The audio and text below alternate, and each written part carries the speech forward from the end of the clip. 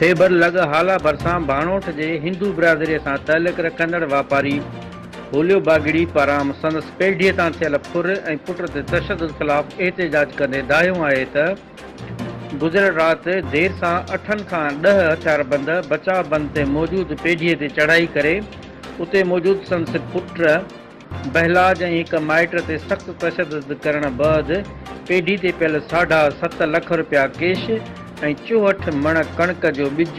उन खां सवाइ चणा ऐं सरियह खणी फरार थी विया। हिन चयो त वाक़े जी रिपोर्ट भाणोट थाणे ते दाख़िल कराई आहे, पर भाणोट पुलिस अञा ताईं वाक़े में मुलविस जवाबदारनि खे गिरफ़्तार करण खां लवाए रही आहे। जॾहिं त ॿिए पासे भाणोट थाणे जे SHO वाक़े खां अणॼाणाई ज़ाहिर कंदे चयो आहे त भाणोट थाणे जी हद में अहिड़ो को बि वाक़ियो पेश नाहे आयो। नई थाणे ते का अहिड़ी रिपोर्ट दाख़िल थी आहे।